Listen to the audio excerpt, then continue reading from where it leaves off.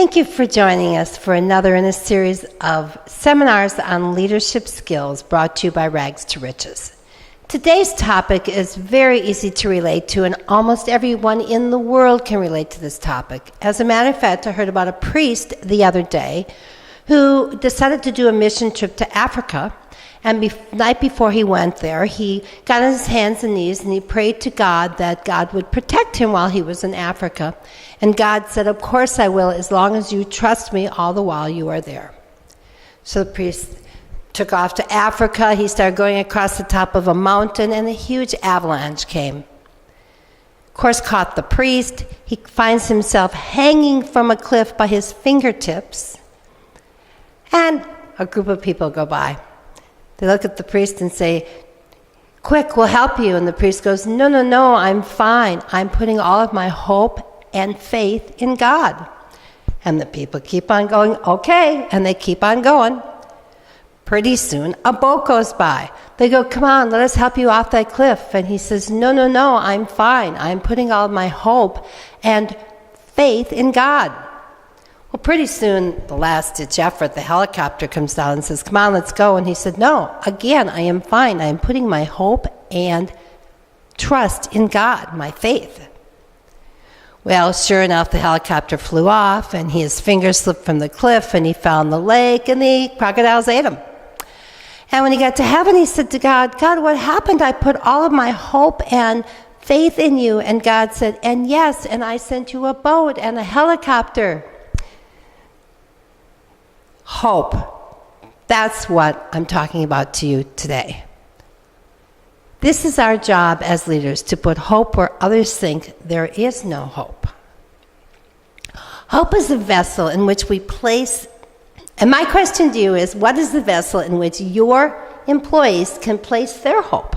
What are you giving them that will save them, that will give them constant hope? What do they know? What are they looking at that gives them hope to stay with your company? You know, hope is a universal concept. It's something we saw just about a month ago when the Olympics went on. Hundreds of outstanding, remarkable athletes went to Russia, and all of them went there with the hope of coming back with a medal. Each and every one of them have spent years and hours of their lives training in the hopes of getting that medal. In like respect, and probably easier to relate to, is the lottery. Each state makes millions of dollars every day so that people buy lottery tickets so that they can spend one small moment in their life hoping that they're going to be a millionaire. People will spend anything, they will do anything as long as there is hope in front of their eyes. We crave hope as a society. As a matter of fact, we pursue hope. We look for it. It adds flavor to our life. Some people say it's absolutely necessary to get through the stress and the pressures and all the strain of society today.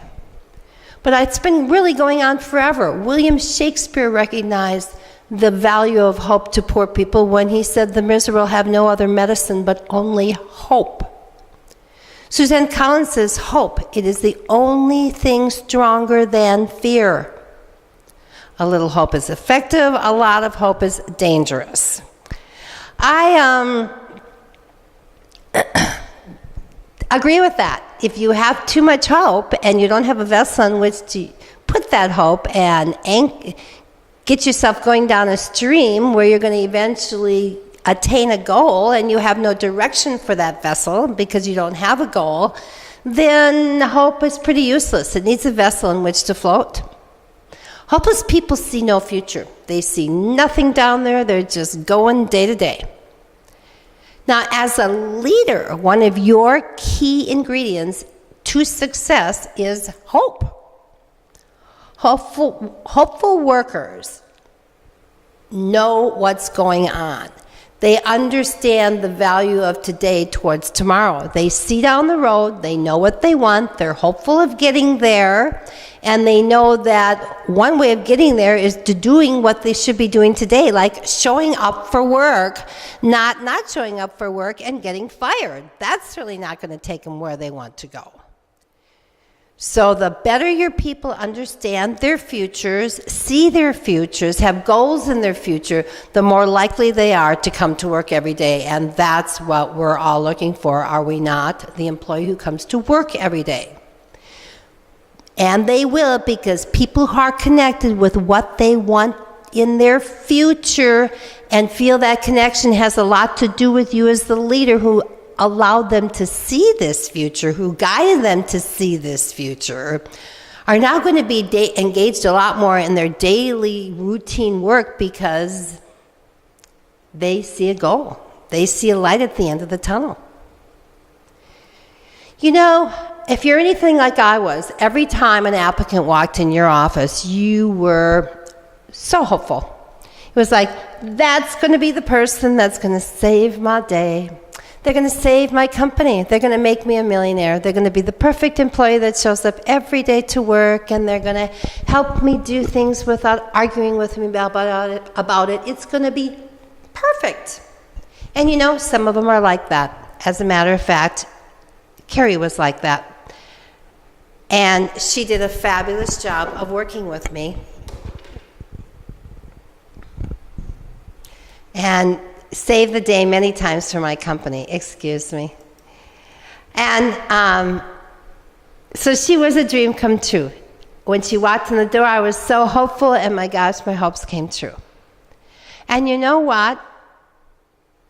I bet every single time an applicant comes into your office and you interview them, and you hire them, and they leave your office and they're driving home, they are just as hopeful about your company being finally, after maybe 20 jobs, the dream job, the dream company. It's finally going to be that job I've been looking for. You both have the same dreams. You both have the same hopes for that employee's future. You know, it's easy to see in anybody's eyes. It's easy to see in a child's eyes, whether or not they're happy, whether or not they have hope. Look at this baby.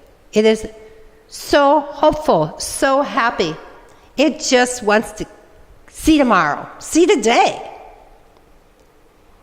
You know, you can see, look at this little girl. Look at her look in her eyes. She's a little bit more like, I'm just practicing here for the day I take over the White House, because she looks like she can do anything. We can see in the eyes of children whether or not they're hopeful, whether or not they have dreams, whether or not they're happy. You know what? We can see it in our employees too. Look at them. You know that they're happy doing what they're doing. You know that they want to be part of what they are part of. You can see that they're hopeful for their future. So, I have to ask you, and I've heard lots of clients talk to me about these employees who come in the door, and they have the same attitude I have. Oh, this is the most wonderful employee. I absolutely love them. Oh my gosh, they're perfect, Sharon. I used to think Betsy was the best person here. No way. As a matter of fact, I think this person's kind of intimidating Betsy. She's starting to kind of have an attitude now. This person is phenomenal. Honest to God, I thought I couldn't live without the gal who left, but oh my gosh, this gal is so wonderful, blah, blah, blah, blah, blah, blah, blah, blah, blah. 6 months later, or maybe even 90 days later, we're talking about how to put somebody through the processes of the verbals and the writtens and the probation so we can get them out of here, because they're just driving my client, nuts. All of a sudden I realized this is the same employee who was going to set the world on fire that was better than everybody else, just their first week of work. The employee is just as hopeless about where they're going. Don't like the job, really don't want to be there. It wasn't what they thought it was going to be. Why isn't it what they thought it was going to be? Where did their hope go? Where did you drop the ball on that one? Why don't they have any hope? You certainly can see it in their eyes. When did you not catch on? You can't tell this child isn't happy? Well, you know what? She doesn't look any happier than this angry employee. And we've all seen these people in the supplies room going, if you don't stop this and change it right away, I'm quitting my job today. Well, you know what? They should, because they're not doing anything for the morale of the office, and they don't see any hope in where they're at. That's why they're acting the way they're acting. They feel like it's hopeless, and we all cop an attitude when we think it's just hopeless. Have we not all argued with spouses or significant others and looked at them and said, it's just hopeless, and walked away? That's the way this woman feels. This one I adore. This is the whatever look. I hate that word. This woman could care less. Just give me my supplies and let me go home. I truly feel this is hopeless. I don't want to have to hang around this hopeless place any longer than I have to. I would rather be doing anything but this. What do these people have to do? Hold a sign in front of their face? Where did you lose them? Maybe we should get the little smiley faces and the little frowning faces so everybody knows whether or not, as soon as they walk in the door as owners, we don't have to judge them, we don't have to guess. We know if they're happy or sad and whether or not they need attention or not. Maybe it's not a bad idea, actually. But what are they seeing when they look in your office? You're the leader. Does it look like your hope is gone? Is this what they're seeing when they're looking through your doors, through your glass doors, or they come in and there you are looking like, any day now the place is going to close. There is simply no hope. You are the one that sets the pace for your organization. Don't lose your hope. So again, where does the hope go? When did they start not seeing anything down the road in their future? These employees who had such bright-colored eyes and such cheery faces when they first walked in the door and for the first week, where'd it go?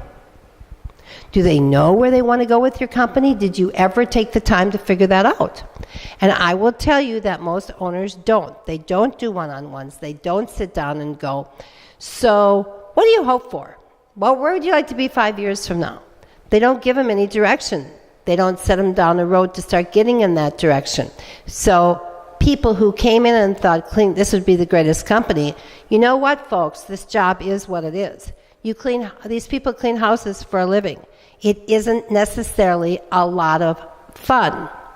But if it takes you where you want to go, it is a lot better job than most other, what I would call non-professional jobs as far as no education is needed. It's a very professional job, but it's a non-requirement of education.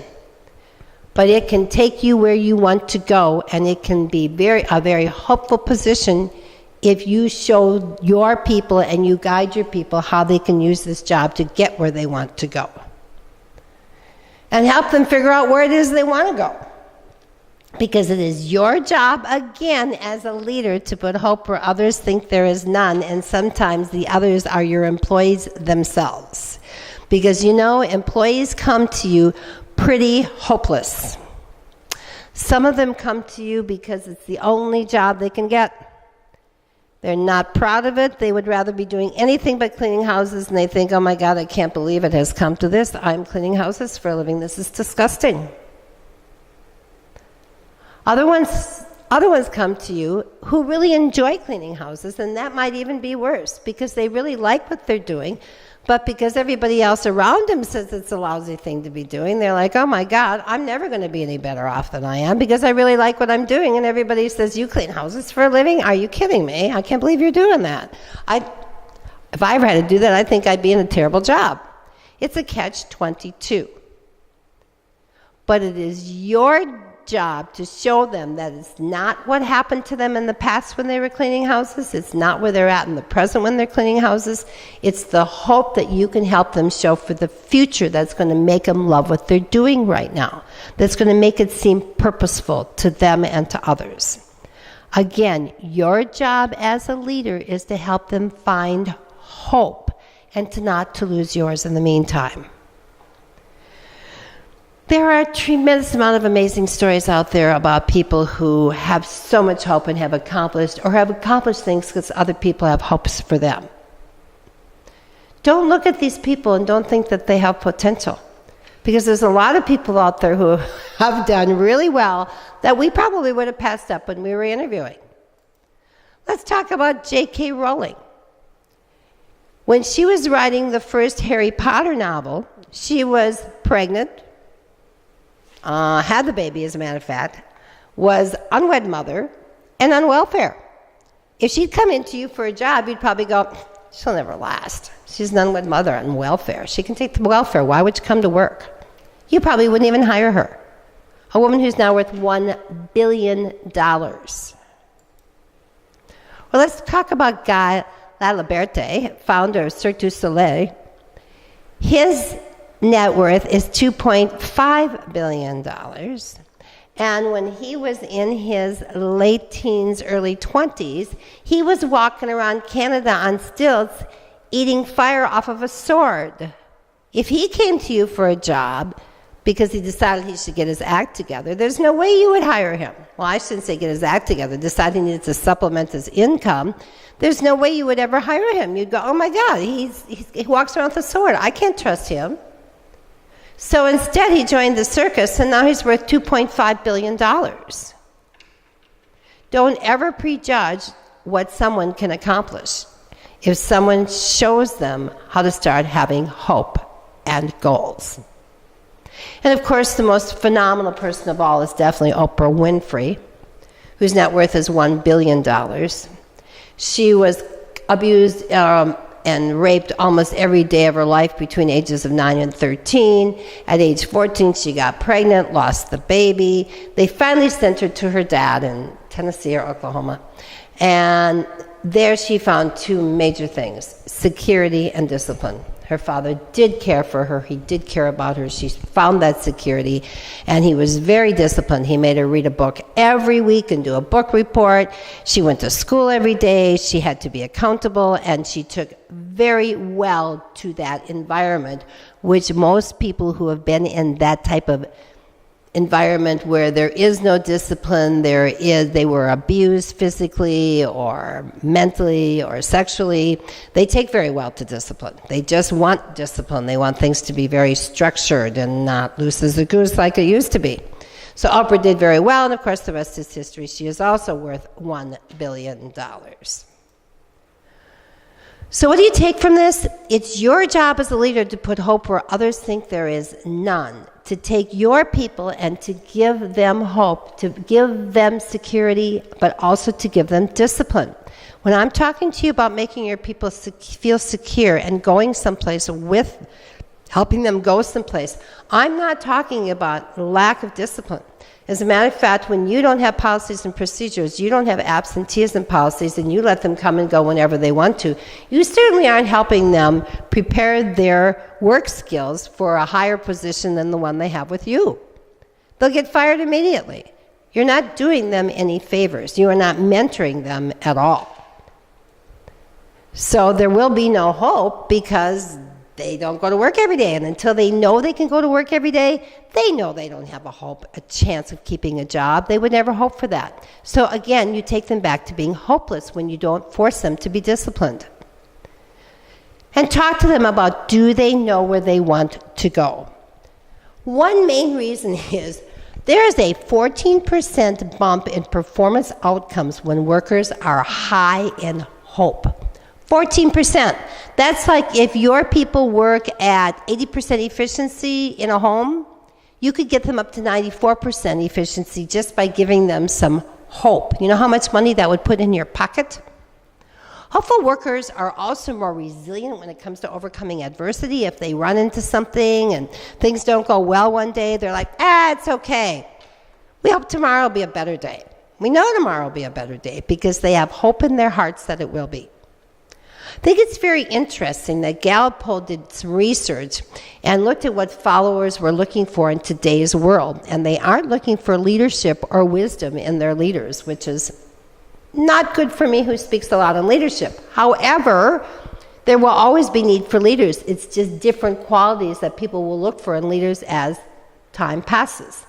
Today's people are looking for compassion, stability, trust, and hope. They're looking for somebody who's going to tell them, hey, tomorrow's going to be better than today. We're going to be really successful. We're going to do this. We're going to do that. They want hope. But they're also looking for somebody who doesn't grab that hope and then take it away and there's never any more. They're looking for somebody who can maybe tweak goals or re-goal. Like, for example, if you had a goal of 8 repeat sales a month, which I personally think is over aggressive.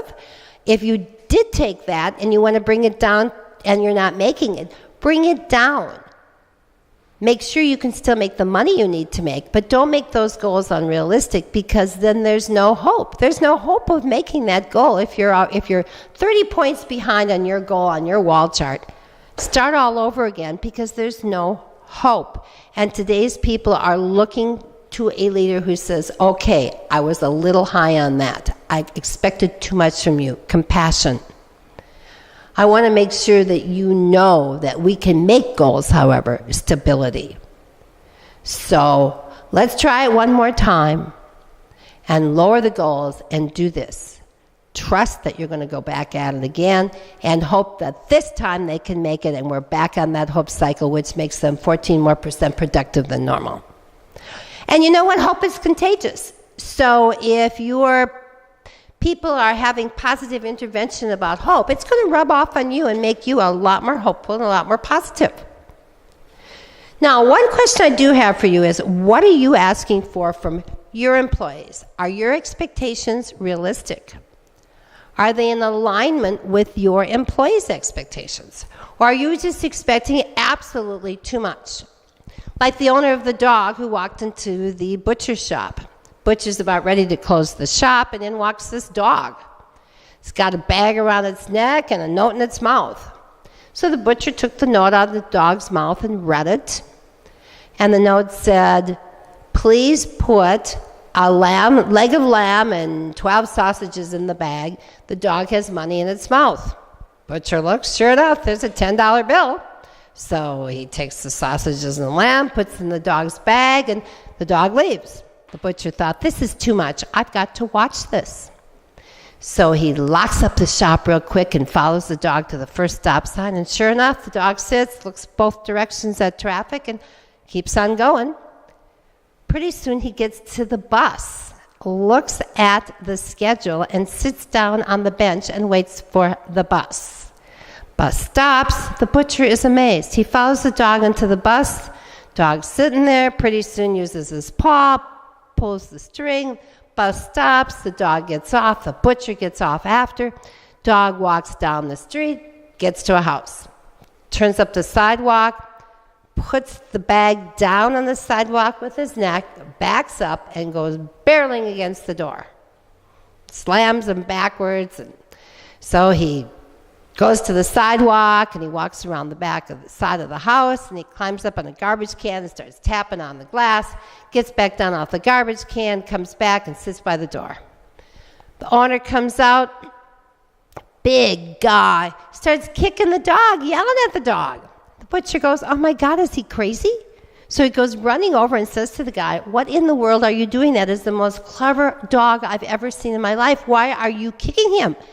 And the owner goes, what do you mean clever? That's the second time in 1 week he's forgotten his house key.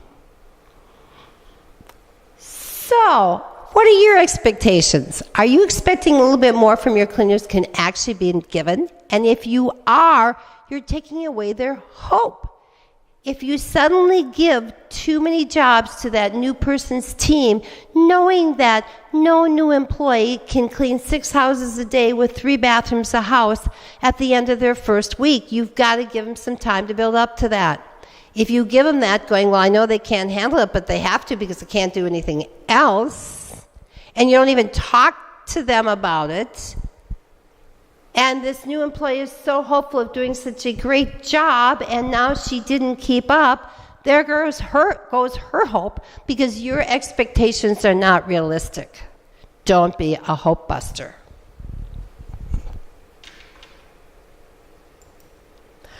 So, that's a good question. Are you a hope catalyst or a hope buster? How do you start each one of your days?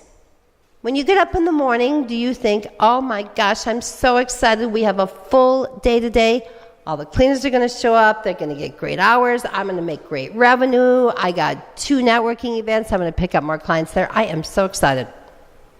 Or do you get up in the morning and go, oh my God, I never should have booked such a full day. I know somebody's not going to show up. I just know that.